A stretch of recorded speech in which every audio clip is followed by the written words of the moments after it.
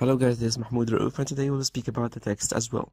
Okay, so we will know how to control every word in the text, and if we want to modify any word in the text, how would we do that? So if any one of you has a background about the web designing or the web development or the front-end development, especially in the web, you will find that we can control every word and we can control the text using the tag. And this is what we will focus on today, how to write a tag and how to use it to control our text or even every word in our text. So at first we will create our label and then we will put our text inside of it. So we will write text and we will write hello Kivy. So now let's change its size. So we will go, for example, to write font size and we will give it a value to be 45. So let's go ahead and check it out. So you will find that the size of the word has been increased, or of the sentence. So what if we want to determine only hello to work on it and to make it bold, for example? So we will go to the code and we will put the tag of the bold before the word hello. So we will write B, and after the word that we want to determine, we will close the tag. And we will close the tag by writing /B. So if we want to close any tag, we just go ahead and we will write the same symbol of the tag, and then we just add a slash before it. But now if we run the code, you will find that these tags will be appearing as a text or a part of our text, and this is a problem. So how would we fix that? So we will go ahead to the code and we will add something that is called the markup, and we will give it a value to be true. In this case, it will treat all the tags to be tags, not as text. So if we make it true, it will be like that, and if we make it false, it will treat all the tags as a part of the text. So now once you run the code, you will find that the word hello became bold, as you see. So now let's go ahead and change the color of the word Kivy. So we will go ahead and we will use a tag that is called color. So before the word Kivy, we will add the tag color, and we will give it any value that we want. And after the word directly, we will add the /color to close the tag.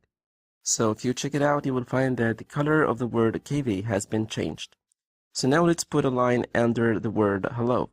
So we will go ahead and we will take this line as a copy. We will paste it right there, but before we paste it, we will just write /n. And that means get a line down. And then before the word hello in the second line, we will change the tag to be U, and that means underline. So once you run the code, you will find that the word hello in the second line has been underlined. So now what if we want to make the word hello to be italic a little bit? So we will take the line as a copy, and then we'll make /n before it. Then we will paste it right there, and we will change the U to be I, which means italic. So what if we want to cross over the line? So we will go ahead and we will write /n, and then we will get another line, as we see. And then we will cross over the line by putting the tag S right here. So if you run the code, you will find that the previous one was italic, and this we will find that the last one, hello right here, has been crossed over. So what if we want to change the font? So we will go to the code again, and we will write /n, then we will get another line, and the same idea, we will go for the word hello, and before it we will change the tag to be font equals, and we will put the font that we want to use. So we will go ahead and we will put the tag before it, and we will close it after for sure, but we will give it the type of the font, which is going to be Times, for example. So once you run the code, you will find that the font of the word hello has been changed in the last line. So now we know how to get our text to be bold, how to get it italic, how to be underlined, how to get it crossed over, how to change the type of the font, how to change the color of every word, or how to change the color of the whole text. We have a lot of tags, by the way, but those are the most famous tags that the people use, and the most tags that you will need in your text while you are modifying. And we know also how to use the markup and why do we use it. So I hope, guys, that the lesson was beneficial for you. I hope that you understood everything, and see you in the next video. Hello guys, this is Mahmoud Raouf, and today we'll speak about something new. Today we will make our button go like a clock. So it will keep going around like a clock. And that will happen by importing the clock. Okay, I cannot apply this on a button directly, so I need something to be like a connector between the clock and the button. So I will create a scatter and I will apply the clock on it, and using which I will put the button inside of it so it will be treated, or it will look like a clock. So we will work using the float layout. So first of all, we will create a float layout, and inside of it, we will put the scatter. Then I will give it an ID that it's called scatter, and then I will give it the size hint by none, so I will cancel it completely. Then if you want to give it a size, it's up to you. So I will give it a size right now, it's 100 and 100. And here we go. As we said before, we can use the pause right here to put the tool in the middle. So we will write pause root.width over 2 dash self.width over 2. So we will take this line right here as a copy and we will paste it to get the height. So just to make it easier and to facilitate it a little bit. So we will write it again and we will modify the width here to be height. Then I will create a button inside of it and I will give it a text to be look. So once you go ahead and you run the code, you will find that the button will appear in front of you in the middle of the window. As we determine the width and the height by half, and we determine the size by 100 and 100. So now I want to give a movement to this button right here, so that will happen by using the scatter. So we will go ahead and we will create a function first. So we will write def rotate, and we will give it self and dt, which is delta time. Then we will go ahead and we will write root.ids.scatter, and we will put the IDS right here, so we will be able to apply the rotation over the scatter. So now we will give it a rotation, which is plus equal 3. And that means in every time we will move by 3 movements. So now we conducted the rotation using the ID, and that means in every single time it will move by 3 steps. So now guys, if we apply the code, nothing will happen because we need to give it a specific amount of seconds by which it will move. So we will go ahead and we will write clock.scheduleInterval, and we will give it self.rotate. And for example, we will give it 1 second, as we said, just 1 second in every time. And focus right here, we just missed the S instead of the A. So now let's go ahead and run the code. Once you do that, you will find that the button is rotating around itself every single second. And I gave it this movement by the IDS. I determined that using the scatter, or I applied that for real using the scatter. And I gave it a movement by 3. So in every time the rotation happens by 3 steps. And then I give it a time which is 1 second. So in every 1 second, you will find that the button is rotating around itself by 3 steps or 3 movements. So if we go to the code and we just modify this 1 second to be 3 seconds, you will find that the button is rotating around itself every 3 seconds. So if we go back to the code and we modify this number of seconds to be 0, you will find that the button will not stop, because these seconds are the seconds that we use to separate between every movement and the other one or the next one. So if you make it 0, you will find that the button is rotating around itself without it stops even for any second. So once you run the code, you will find that the button is rotating around itself, as you see, and it's not even stopping in every single amount of time or something. So it will not stop. So now we are controlling the speed, and if you want to control the speed, you will go ahead and you change the number 3 or the number of the movements, which is 3, to be more or less. So if we just modify it to be 10, for example, you will find that the speed is increasing and you will find that it's rotating around itself faster. So the more you are increasing the number of the steps, and vice versa for sure.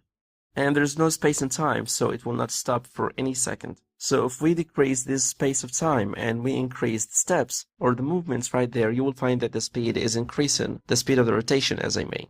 So now we know how to deal with the rotation, and we made a function, and we gave it the dt, which is the delta time, which is responsible for the rotation. And by the IDS, we imported the scatter. I identified the scatter right here using the ID, and I used it so I would be able to apply the rotation on it. And by using the schedule interval, we are trying to make a space in the time by putting a number right here of seconds, which is from 0 to infinity for sure. So if you give it a number, you will find that the rotation is stopping every amount of time. But if you leave it as 0, so the rotation will not stop for any reason. So try to apply this all the time and try to change the speed from one time to another. And see you guys in the next videos. Hello guys, this is Mahmoud Raouf, and today we will speak about the action bar. So what is the action bar? The action bar that is existing in the Android operating system. So it shows all the items in a horizontal simple way. So what is the structure of our action, and how can we put any items on it? So to do this, we need the action view. So the action view is control of this. So what does the action view have? So it contains the action previous, and the action previous contains the title. So to create a title and to put the icon, so we need to get the action previous. So it contains the icon, the tab, title, and the previous title. So what does the action view have? Again, it contains the button, the groups, the toggle button, the action check, the action splitter. All of those we will know after this, but it's just a matter of time. So let's try this at first, and then we will know how to do all of this. At the beginning, we will create the action bar. So if you create the action bar and then you run the program, you will find that it will be created, and it will be created in front of you this way. So the default is at the bottom or at the top. So if I want to change its position, so I can use the pause hint to get it on the top. So we will change the pause hint to be at the top, and we will give it a value by 1 to activate it. So we will save this and we will run it, and you will find that its position will change to be on the top. So now I want to add my button, and I need my icon as well. So I will put all of this under the name of the action view. So I will create an action view, and I can put everything under it. I can put the action previous, the action button, the action group. So I can put whatever I want to put on the action bar right here. So if I want to add a title, I need to add first the action previous. And after I create this, if I run the code, it will never give me anything because I have to give it a title first. So we will do this, and we will add an action bar, and let's run that. So you will find that the action bar will appear right here, plus the icon as well. So here we go. If we want to change this icon of the previous, how would we do that? So I will add with previous, and we will give it a value of false to be deactivated. So if you run the code, you will find that the previous icon will be disappeared. So what if I want to add a button on my action button right here? So we will do this by the action button, and then we will give it a text. And let's make the text, for example, BT1. So if you save this and you run it, you will find that the first button will appear on my action bar. So you will find that it has been saved and it has been placed on my action bar right here. And even it's smaller in the size to be put or to be placed perfectly on the action bar. So what if I want to add 2, 3, or 4 buttons right here? So if you do this, you will find that after you do this and you run the program, that the buttons will be placed beside each other, as you see right here on the window. So just to recap, we added all of those items on my action bar by using the action bar, like we used the title and the icon by the action previous, and to add a button we used the action button. So I hope guys that you liked this video, and see you guys in the next videos. Hello guys, this is Mahmoud Raouf, and today we'll speak about something which is very important, which is the scatter. So the scatter gives me the freedom to use the touch value or the touch property with any widget that I put on my layout or on my window. So it gives me the freedom to maximize something, to minimize the widget, to change its position or anything that I want. Or even the rotation, it gives me the property of the rotation, so I can make a rotation to any widget on my window. We will see this practically, but let's check first what we're going to do. So we give it the size and the position normally, and I give it a rotation value by true or false to be able to rotate the widget or not. So we will create this practically, and we will know how to be able to control our label using the scatter. So let's try this practically. So at the beginning we will create a flow layout, and inside of it we will create the scatter. And let's give it size and pass values.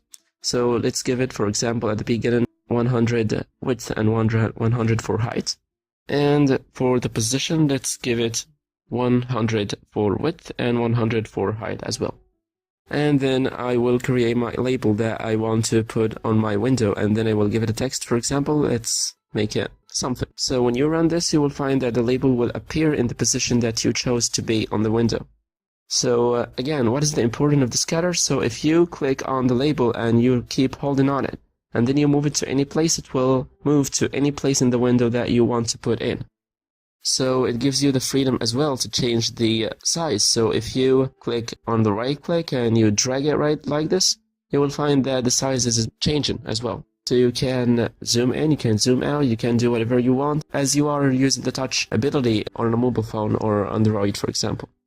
And it gives you the freedom to make a rotation around the point that you determined, so you can rotate it as you want. So it gives you the sound, or gives you the ability to maximize it, to minimize it, to put it in any place, to rotate it, to do whatever you want. So okay, what if we want to disable the rotation? So I want it to minimize, to maximize, I want to do anything, but I don't want to rotate. So I will go to the editor and I will give the rotation a value by false. So if you go and run the program, you will find that whatever you do to rotate the word or the label is not going to work because you make the rotation by false, so it's not going to rotate. So now I will be able to minimize it or maximize it only. So this is the benefit of the scatter, that it gives me the freedom to minimize, to maximize, to zoom in, to zoom out, to rotate, as I'm using a mobile touch screen or something.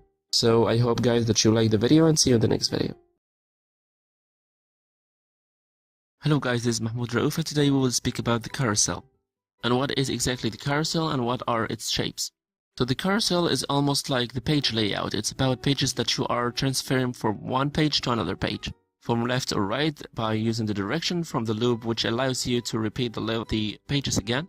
So it will not be appearing so much here while we're talking, so we need to practice this practically. But we will speak about it first. So the second case is to connect between the carousel and the async image. So at the beginning I will import the carousel using the UIX, and then I will import the image using the UIX. So I will go into the code and I will create a carousel, and it will be equal to carousel, and I will give it the direction and the loop, or I will give it the properties that I want to give to it. Then I will make a range for the image, then I will give it the source of my image that I will use, whether it's from the device itself or it's from online source. So right here in the text you will find that we made a separation between the source and between the picture. I will create a separation between the text and between the picture. So I will give the text a value of slide, and then I will give it %d and %i, and that means in every value of the range it will be appearing right here instead of the d by the text. So let's stop talking and let's go to try this practically to make it better. So let's go through this first case. At the beginning we imported the box layout and we imported the carousel to be able to use them. So at the beginning we will create the box layout, and then we will put our code inside the box layout. So as we spoke before about the class that we create, and we make a position and we import the carousel right there inside of the class. So let's create a widget at the beginning. So let's give it a label, and the label will take a text and let's call it screen1. Let's take all of this as a copy and let's paste it for a couple of times. So let's create more too.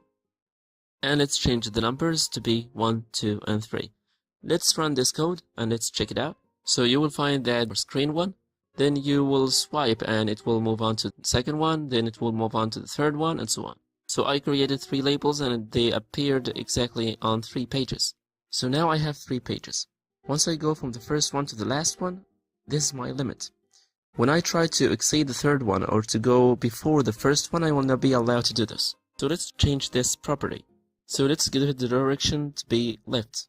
So you will find once you run the code, you will find that the direction completely became from right to left. And I will not be allowed to switch or to swipe in the right side. You will find that the only direction is working right now, it's from right to the left, okay? So what if I want to, once I reach the limit, I can start over. So that will happen by activating the loop. So I will write loop, true. So once you go back to the application and you start to swipe, you will find it's going from 1 to 2, 3. If you swipe more, you will find that it's starting over from the first page. So now I activated the loop, and it's looping without stopping. So now we know that what is the direction, what is the loop, and how to create our carousel. So let's move on to the second stage when we create async image and we connect between the async image and the carousel. So at the beginning we imported the carousel and we imported the async image. So let's create a class and let's call it carousel app, and let's import the app inside of it. Then I will put def build and I will give it self. Then I will go ahead and I will give it C, stands for carousel, equals carousel, and I will give it a direction and let's call it left. And let's give it loop by true. If you want to change those properties, you will do as I did right now. If you don't want to change anything, so you will free to leave it empty. So now I will create the range. So I will write for I in range, and I will give it a range, for example, 10. Then I will write the source of the image, and I will paste the link of the image if it's online. Then I will write image equals async image, and I will pass the source, which will be equal to source or src. So I passed the link of the picture or of the image to be appearing on the async image right here. Then the C will be added to the window, and I will do this using the add widget as we did before. So I will write c.addWidget, and I will import the carousel inside of it. So we will write c.addWidget, and we will import the image inside of it. And at the end, after we do all of this, we will return C, which is our carousel. So as you see, if we save all of this and then we run the code, you will find that the image is being loaded. And you will find that image that I put its link inside the code is being loaded on the window. So I can swipe from one page to another page to another page to another page until the limit of 10 pages as I determined in the code, right? So I will never determine in which page I am right now because I am activating the loop, so it's looping without stopping. So what if I want to put the number of the page instead of those dimensions on every picture? So we will know how to do this right now. So we will go to the source of our image, and we will make a space between the text that we will add. So we will say that the text equals slide space %d. So now the %d is the value, every value in the range. So every value in the range, it's equal to I, right?